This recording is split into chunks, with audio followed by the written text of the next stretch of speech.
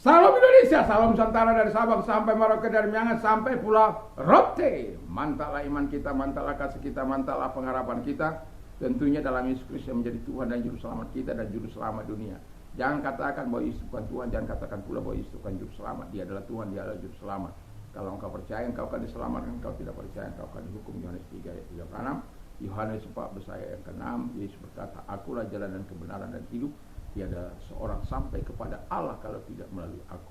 Dan Yesus mengatakan juga, Petrus mengatakan juga dalam Kisah Rasul 4 ayat 12, dan keselamatan tidak ada dalam siapapun juga selain dalam Dia Yesus Kristus. Karena di bawah kolong langit ini tidak ada nama lain yang diberikan kepada manusia yang olehnya kita diselamatkan. Dan ingat, karena begitu, Yohanes 3 ayat 16, karena begitu besar kasih Allah akan dunia ini sehingga Ia mengaruniakan anaknya yang tunggal supaya setiap orang percaya kepadanya tidak binasa melainkan beroleh hidup yang kekal. Mantap. Dan Roma 10 ayat 9 dan 10 mengatakan, dengan hati percaya engkau dibenarkan, dengan mulut mengaku engkau diselamatkan. Kiranya Tuhan Yesus memberkati kita. Dan sebelum kita mendengarkan firman Allah, kita berdoa. Terima kasih Bapa di surga, kiranya firman-Mu akan menolong kami, menolong dalam iman yang sehat di dalam Tuhan. Dalam nama Yesus, amin. Tema kita, hidup dalam kuasa firman Tuhan.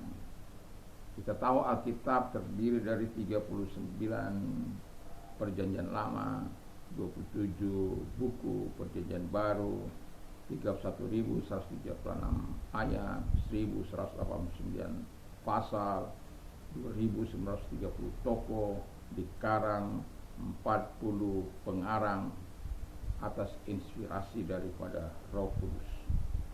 Jadi begitu luar biasa. Jadi inilah buku yang terpopuler di masa kini.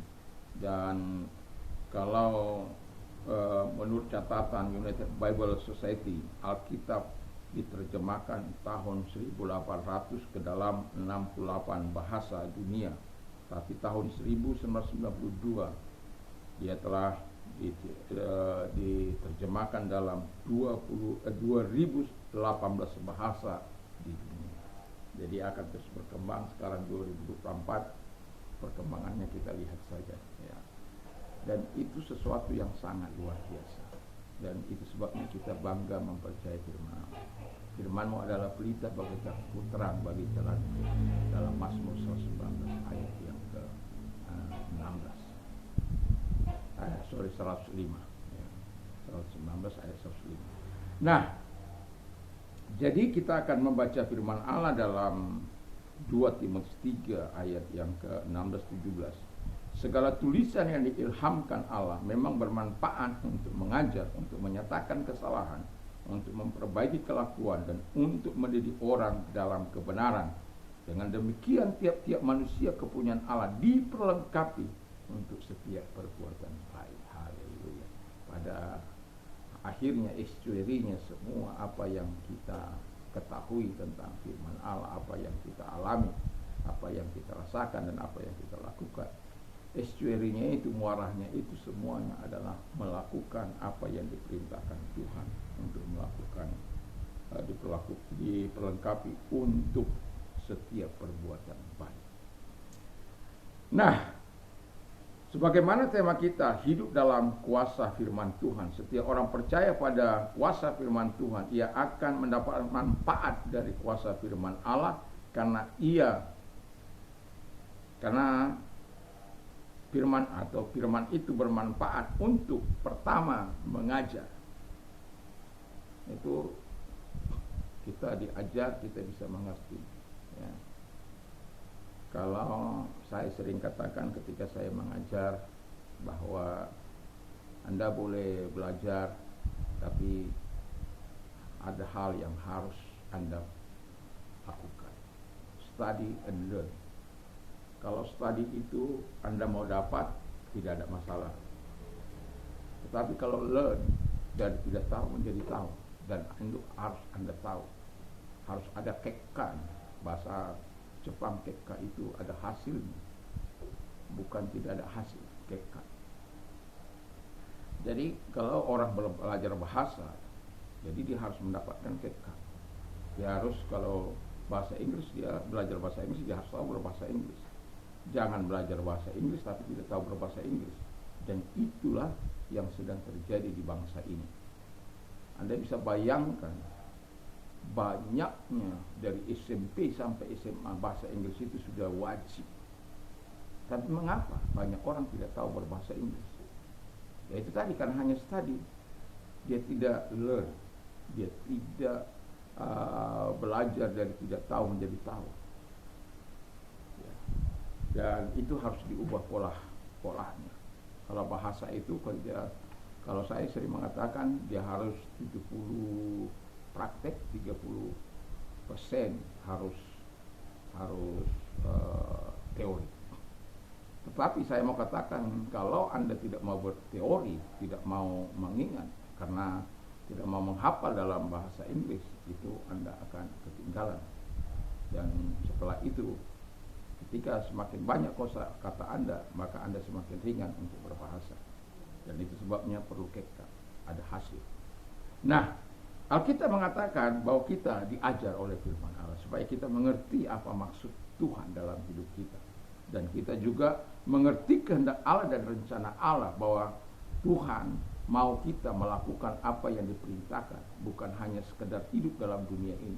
Tuhan mau kita mentaati ajarannya dan taat dan menyenangkan hati Tuhan. Ketika kita diajar, tujuannya itu ya supaya kita taat dan menyenangkan hati Tuhan, supaya sepanjang hidup kita taat. Karena apa? Ada ajaran daripada firman Allah. Ajaran firman Allah tidak pernah mengajar kita untuk menyimpang, tapi selalu mau taat kepada kehendak Allah. Yang kedua, kata firman Allah adalah, yang kedua, yang menyatakan kesalahan. Sudah tahu benar dan salah, dan siap dikoreksi. Dan kalau sudah dikoreksi, memang betul melakukan kesalahan, seperti Daud ketika dikoreksi oleh Nabi Nathan, dia orangnya teachable, dia berbalik kepada jalan Tuhan dan Tuhan mengampuninya. Walaupun konsekuensi dosa dia harus alami, tetapi dia berbalik kepada jalan Tuhan. Dan ketika dia mengalami kesombongan, dan dia juga harus berbalik kepada Tuhan. Dan itu sebagai apa? Karena menyatakan kesalahan. Firman Allah menyatakan kamu salah. Misalnya kita tiba-tiba maki-maki orang, dan saya yakin dan percaya ketika kita maki-maki orang, Roh Kudus pasti datang mengingatkan kita sebagai orang yang percaya. Lalu kita menyesali dengan apa yang kita katakan. Terkecuali sudah dablek, ya, pasti kita, oh Tuhan, ampuni saya, kira tolong saya supaya di hari-hari mendatang tidak melakukan. Yang ketiga kata firman Allah, memperbaiki kelakuan. Ini kelakuannya sudah, anak-anak sekarang kelakuannya di luar batas. Kalau dulu kita murid saya sebagai, karena ya kadang-kala memang di luar batas lah ya. Saya pernah itu, karena memang bengel. Itu kepala sekolah saya, Pak Sirait itu kuku apa saya dia apa di situ, teman saya di sana yang sering kita berkelahi kan, lalu ditaruh papan, dia duduk di situ. Aduh, menjerit kita itu. Itu paling hukuman yang paling menyakitkan saya rasakan. Kalau yang selalu begini pakai apa namanya itu, ruler itu, belebas. Kalau di sana yang panjang itu udah berapa hancur karena apa? Karena dipukulkan kepada kita. Kan saking bengelnya. Suka mengganggu, apalagi cewek-cewek. Ya. Tapi ketika Tuhan mulai mengkoreksi, ya, kita mulai sadar. Tapi yang jelas sadar itu di tahun betul-betul berubah arah itu 1 Maret 1987. Itu betul-betul berubah arah. Gampang tentu tidak, ya. Tapi dia memperbaiki kelakuan saya. Saya tidak tahu kapan saya bisa hilang memaki-maki orang, mengatakan yang seharusnya perkataan yang tidak sedikit saja tersinggung atau dia apa begitu, pasti maki, dan yang tidak seharusnya diomongin. Tempat saya keluar dilahirkan pun saya akan omongin.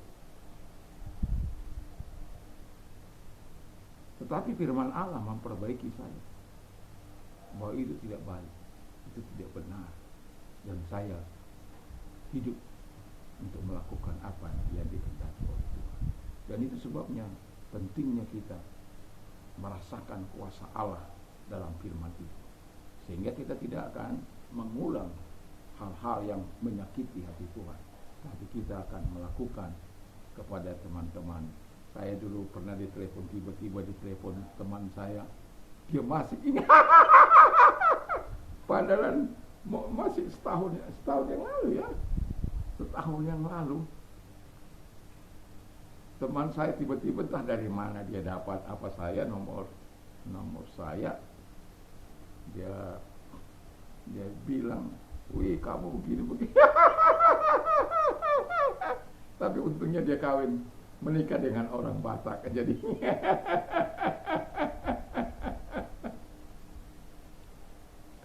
aduh, saya bilang ya maaf ya, saya bilang ya begitulah ya. Tapi kalau itu menjadi kenangan yang pahit tapi manis manis untuk menjadi tertawaan ya, tetapi tidak akan diulang lagi seumur hidup. Lalu yang terakhir terakhir katanya mendidik orang dalam kebenaran. Jadi kalau kita firman Allah itu mendidik orang dalam kebenaran, manfaatnya untuk mendidik orang dalam kebenaran. Jadi kalau orang sudah dididik dalam kebenaran masih jahat, masih menjadi pecandu, masih menjadi orang pezina masih pezina, perampok masih perampok, pencuri masih pencuri, pembunuh masih pembunuh, menipu masih menipu. Wah, itu nggak benar sudah itu. Ya, makanya ada sesuatu yang salah dalam penerimaan dari kuasa firman itu. Berarti dia tidak betul-betul hidup mengalami jamahan Tuhan. Jadi orang mendapat manfaat karena manfaatnya ya firman Allah itu mendidik orang dalam kebenaran. Percaya hanya Alkitab sumber kebenaran dalam iman kita. Alkitab menjadi petunjuk bagi kehidupan kita. Alkitab sebagai penerang dalam kegelapan. Alkitab kita baca setiap hari, kita renungkan, lakukan dalam kehidupan sehari-hari agar kita bisa menjadi berkat dan inspirasi bagi orang lain. Dan itulah kuasa firman Allah itu mengubah hidup kita. Yang tadinya mungkin kita menjadi batu sandungan, kemudian kita diubah oleh Tuhan, kita menjadi berkat dan menjadi inspirasi bagi orang lain. Biarlah kita semua mencintai firman Allah, supaya kita menikmati kuasa di mana dia mengajar, di mana dia menyatakan kesalahan kita, memperbaiki kelakuan kita, mendidik kita dalam kebenaran, agar kita menjadi kekasih Allah. Tuhan Yesus memberkati kita. Mari kita tunduk kepala dan kita berdoa. Terima kasih Bapa di surga. Malam ini kami tetap yakin dan kami tetap percaya kepada Tuhan yang akan menolong kami, Tuhan yang akan memberkati kami. Dan biarkan kami mencintai firman sepanjang umur hidup kami dan menikmati kuasa firman yang mengubah hidup kami. Terima kasih sehingga kami bisa menjadi berkat dan menjadi inspirasi bagi orang lain.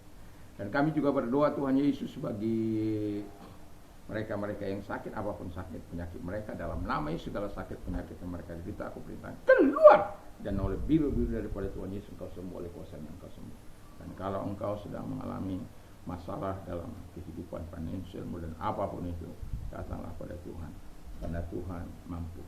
Kalau engkau merasakan beban yang berat, mungkin Anda perlu berdoa dan berpuasa untuk meminta pertolongan Tuhan. Atau kalaupun Anda belum bisa berdoa dan berpuasa, tapi beban itu terlalu berat bagimu, nasarkan kepada Tuhan. Tuhan, kalau engkau tolong aku akan melakukan ini dan itu. Mungkin itu yang bisa.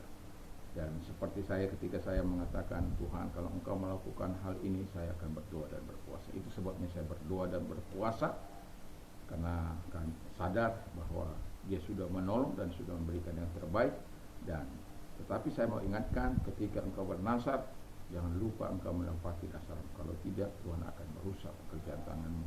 Dalam Pengkhotbah 5 ayat ke-3 sampai dengan 5. Kiranya Tuhan Yesus memberkati. Kalau engkau orangnya, mari kita berdoa. Tuhan, lihat, angkat kedua belah tangan. Tuhan, lihat tangan-tangan yang diangkat kepada masalah yang mereka hadapi, penderitaan.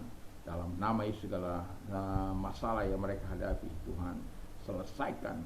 Dan kami percaya Allahku yang akan memberikan kelegaan bagi mereka dan memberikan mereka pertolongan sesuai dengan kebutuhan mereka di dalam nama Yesus Kristus. Dan kami percaya sehingga mereka akan berkata, terpujilah Tuhan yang telah melepaskan mereka dari kesusahan mereka.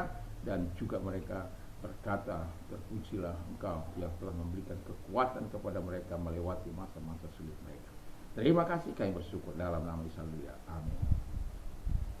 Tuhan Yesus memberkati kita. Kalau kita mau tidur, jangan lupa berdoa, baca firman Allah, memperkatakan firman 1-2 ayat. Saya melakukan itu pagi maupun malam, baik waktu mungkin berolahraga, saya sering memperkatakan firman Allah, karena itu yang membuat kita menjadi kuat. Iman timbul dari pendengaran firman Kristus. Haleluya. Jadi jangan lupa.